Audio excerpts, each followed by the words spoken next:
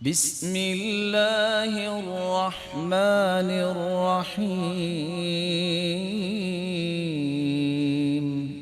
رسول اللہ صلی اللہ علیہ وآلہ وسلم پر قرآن جو اترا ہے اس بات کی گواہی دیتا ہے کہ جھگڑنا یہ کافروں کا امتیازی پہلو ہے، اور اگر اس جھگڑے پہ انسان قابو پا لیتا ہے تو اس انسان کو اللہ نے انعامات بھی بہت بڑے دینے ہیں۔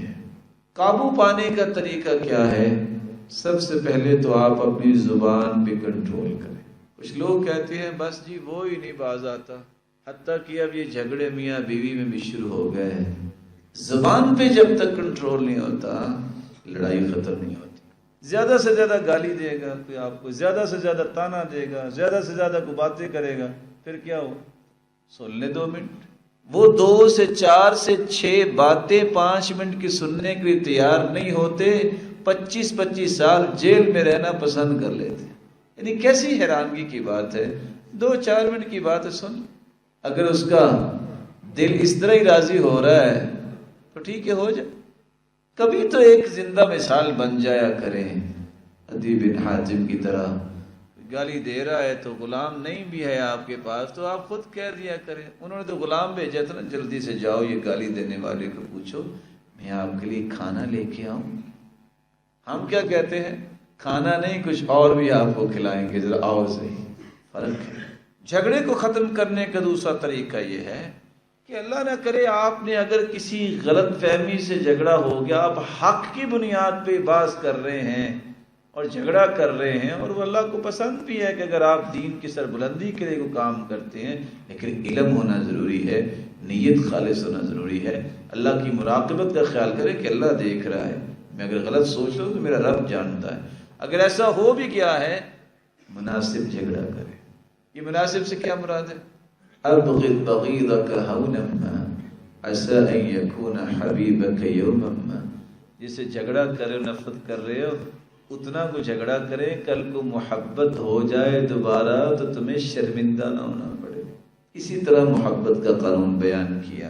جب سوال کیا تھا نا، عبدالعزیز بن عمران نے کہا، ابو سفیان بن حرب سے بیان کرتے ہیں کہ ابو سفیان بن حرب سے کسی نے پوچھا کہ آپ کو بادشاہی عرب کی کیسے ملی؟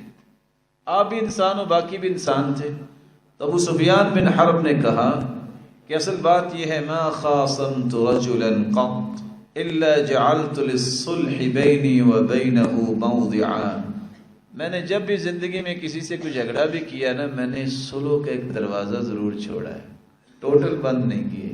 نتیجتاً میں نے اس دروازے کو بند نہیں کیا، اس لیے میں نے کسی کو محروم نہیں کیا۔ جھگڑے سے بچنے کا تیسرا اور آسان طریقہ یہ ہے، طوبی لمن شغلہ عیوبہ عن عیوب الآخرین۔ لوگوں کے عیب ٹٹولنے کی بجائے ادھر دیکھو اپنے آپ کو، میرے اندر کتنے عیب، میں اس بیچارے بھائی کے بارے میں سوچی جا رہا ہوں، یہ نہ جانے 100 درجے مجھ سے افضل ہو، میں اس کے بارے میں سوچ رہا ہوں کیا اس کا حساب میں نے دینا ہے؟ میں نے حساب اپنا ہی دینا ہے۔ طوبی لمن شغلہ عیوب عن عیوب الآخرین۔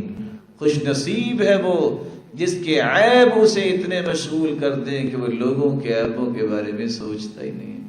جب آپ کسی کے کیڑے نہیں نکالیں گے تو جھگڑا کیسے ہوگا؟